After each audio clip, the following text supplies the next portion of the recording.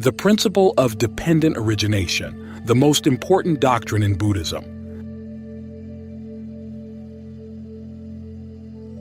The entire operating law of the human universe was summarized by Buddha in a succinct truth. If this exists, that exists. From the arising of this, that arises. If this does not exist, that does not exist. From the cessation of this, that ceases.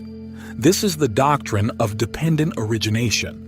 The law of dependent origination encompasses two aspects, arising and ceasing, occurring in multiple dimensions. The process of arising and ceasing and arising, continues indefinitely from the beginningless to the endless time. It encompasses everything from the birth and decay of the physical body to the consciousness of individuals and all sentient beings, to the formation and destruction of the earth and the universe.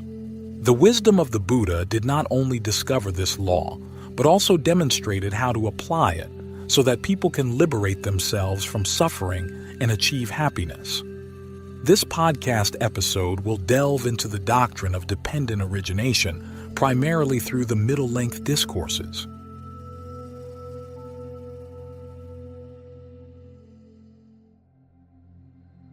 Chapter 1. The core doctrine in Buddhism, displayed in the world.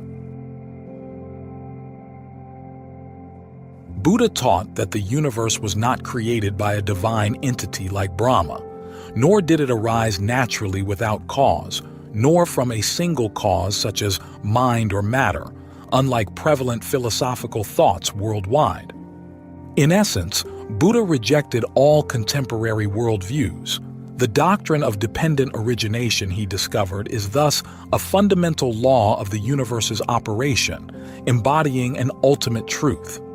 According to this, the appearance of any phenomenon is connected to numerous causes, and these causes in turn link to further causes.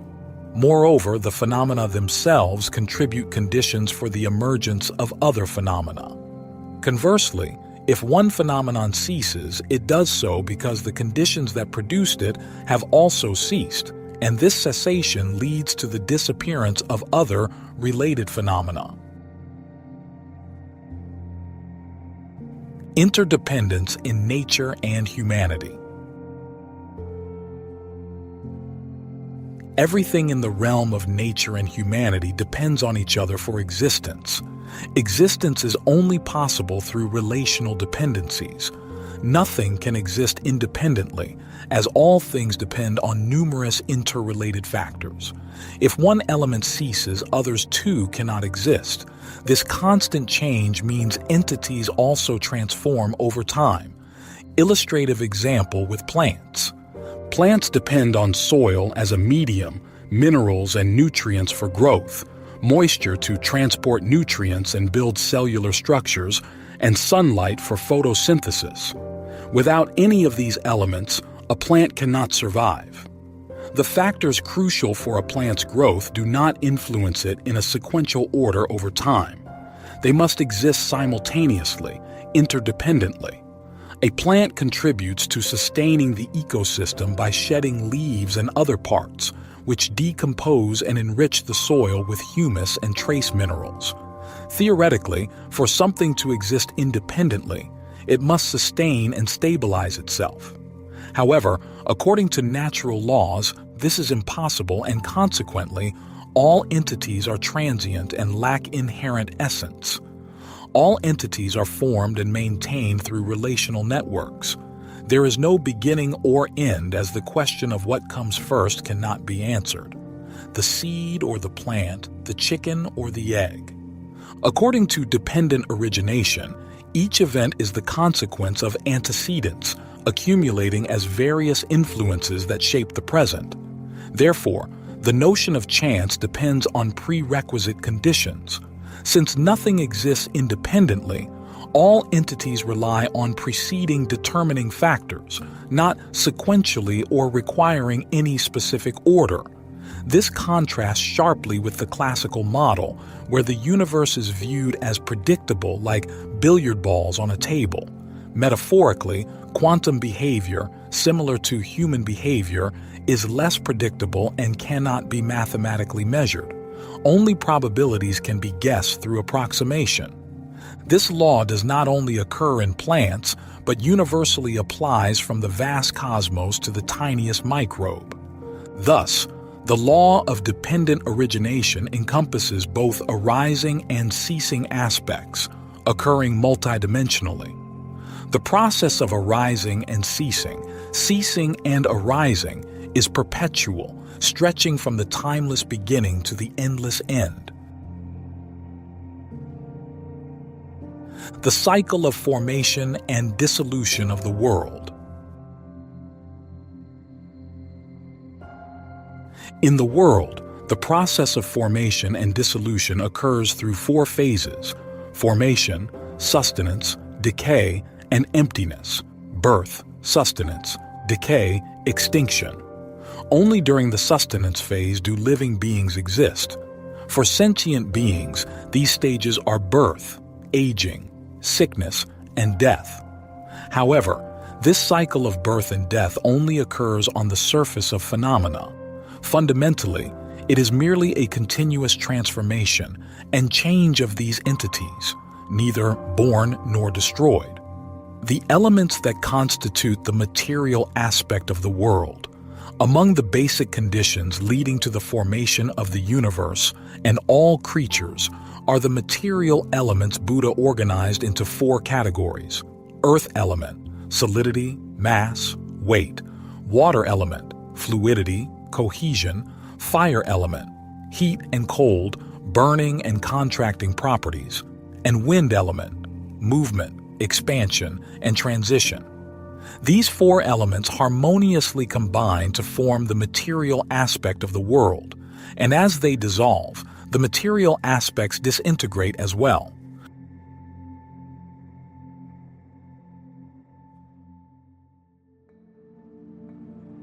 Chapter 2. The doctrine of dependent origination expressed in the human condition.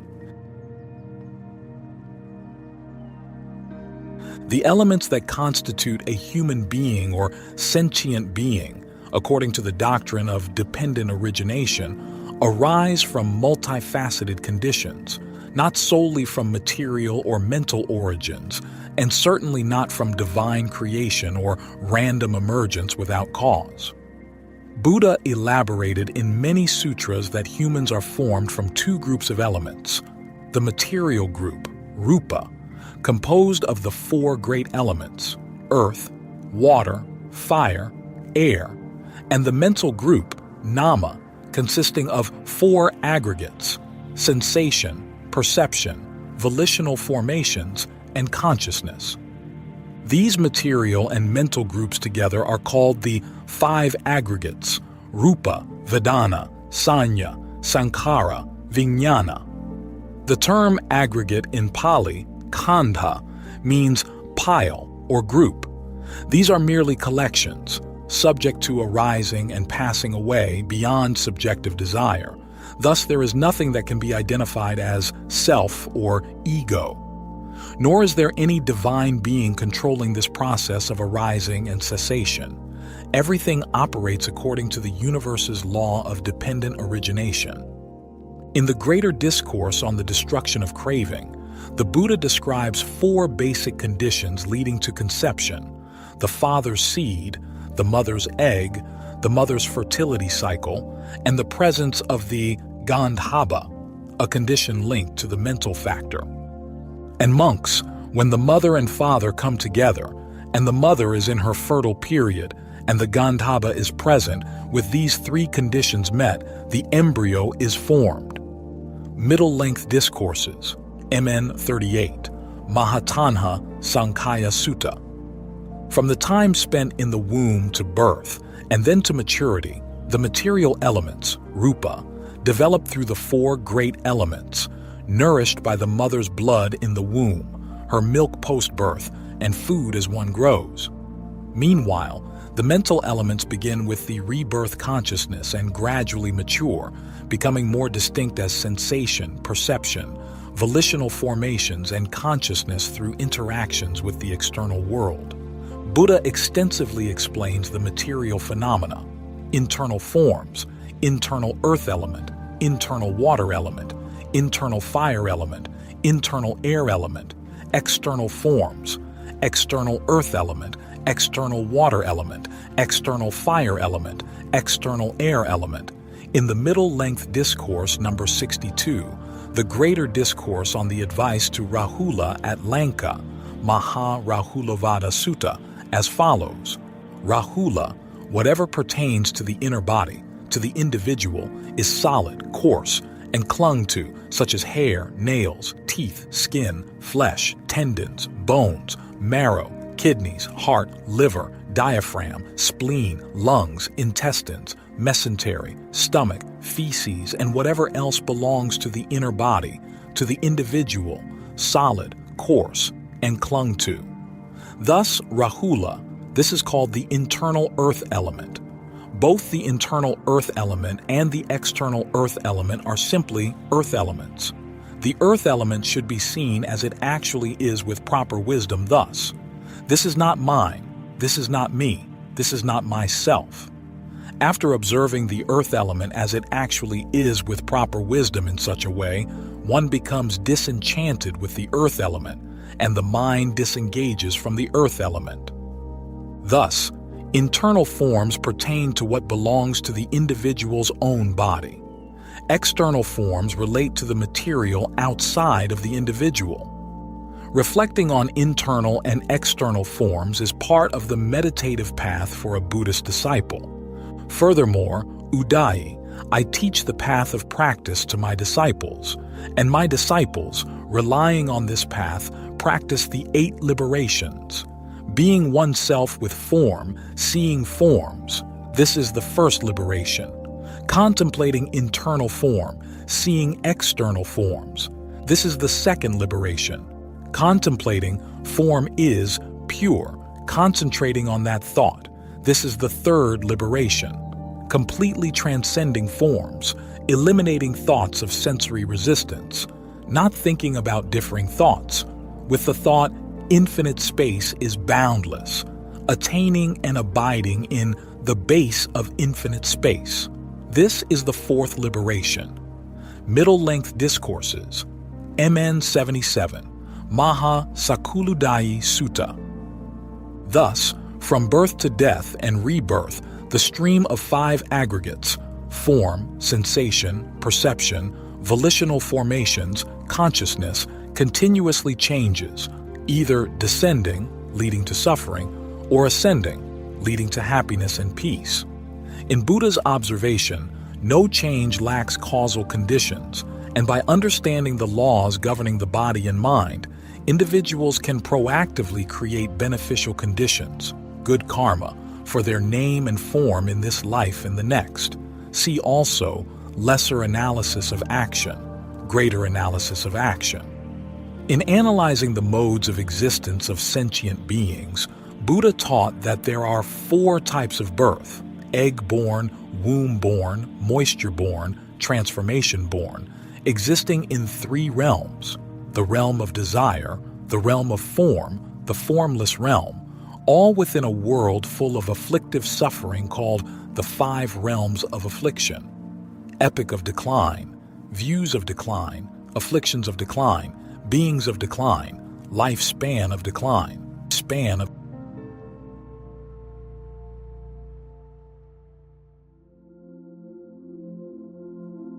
the 12 links, the cycles of birth and death in life. The principle of dependent origination accurately reflects the life cycle of humans and sentient beings, where one condition leads to a result, and that result becomes the condition for another result, continuously transitioning from birth to death and rebirth. The life cycle of a human or any sentient being revolves around a chain of 12 links.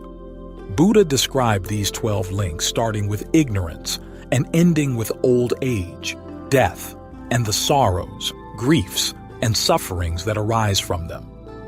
The 12 links are explained in 2 directions, forward and reverse. The forward direction is From ignorance as a condition, volitional formations. From volitional formations as a condition, consciousness. From consciousness as a condition, name and form.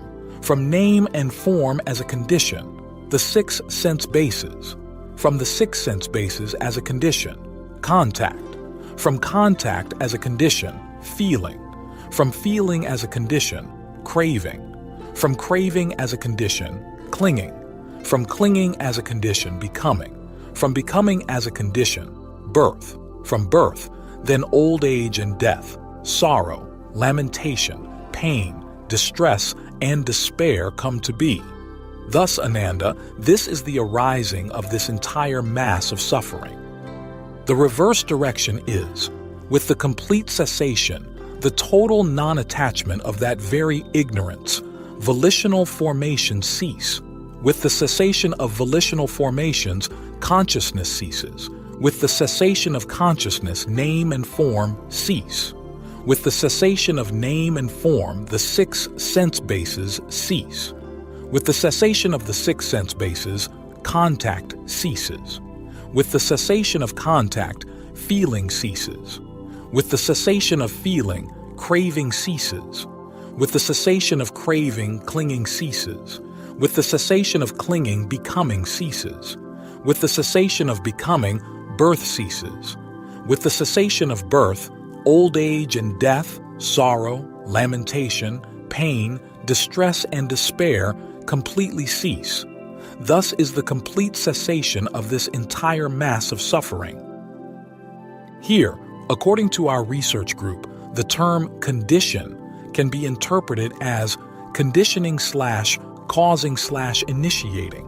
For example, feeling conditions craving would mean that feeling acts as the condition/causes/initiates craving.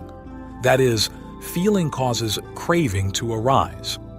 Conversely, as Buddha taught in the Greater Discourse on the Destruction of Craving, Maha Tanha Sankhya Sutta, craving takes feeling as its condition, takes feeling as its origin, takes feeling as its source, takes feeling as its root.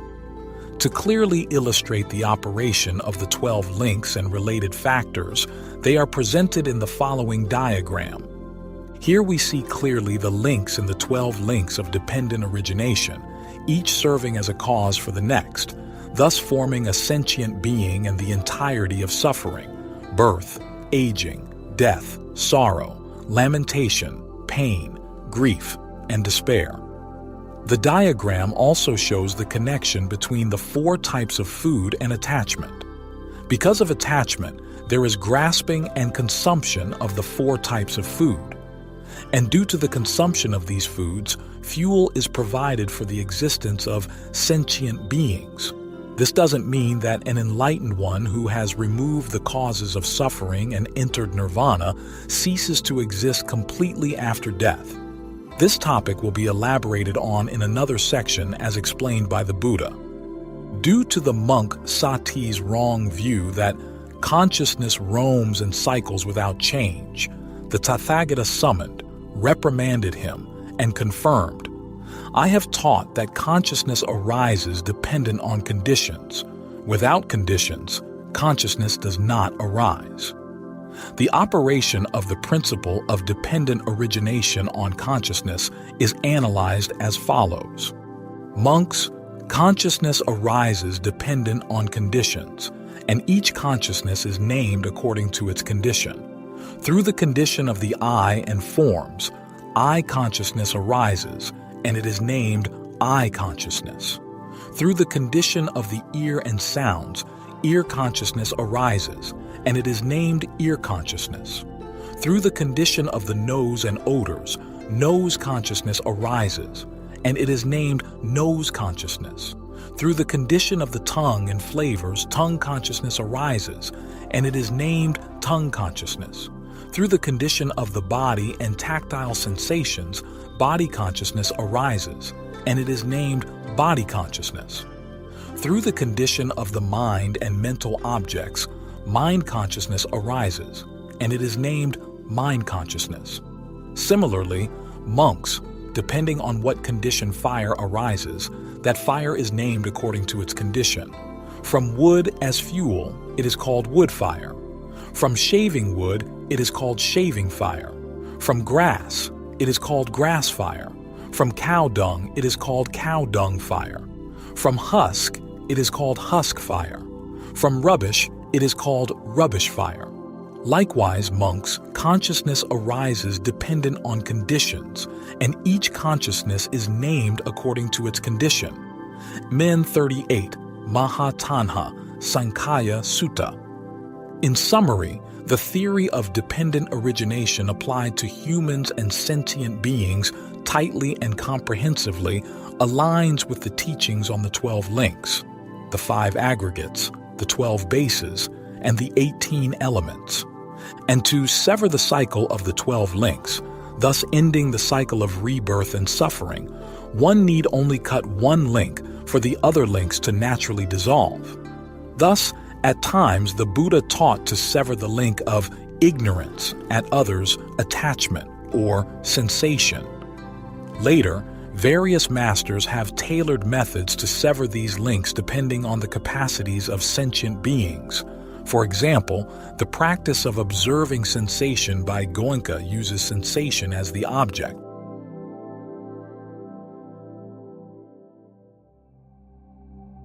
Chapter 4. Conclusion. In the miscellaneous Agama Sutras, there is a dialogue between the Buddha and the monks as follows. Venerable Sir, the principle of dependent origination that you speak of, is it made by the Tathagata or by someone else? The Buddha replied to the monks, the principle of dependent origination is neither made by me nor by anyone else. Regardless of whether a Tathagata appears in the world or not, this principle of reality invariably persists. The Tathagata discovers this principle, achieves perfect enlightenment, and teaches it for the benefit of all beings. It is expressed as, this exists, thus that exists. From the arising of this comes the arising of that. That is, from ignorance comes volitional formations and so forth, up to the accumulation of a great mass of suffering. With the cessation of ignorance, volitional formations also cease, leading to the cessation of the great mass of suffering. This is an affirmation of the law-like nature and significance of the principle of dependent origination. Regarding the doctrine of dependent origination, it's difficult to claim a complete understanding, not to mention that this article is just a scholarly exploration, not a realization of enlightenment. Surely the understanding and presentation here cannot fully capture the profundity of such a profound teaching.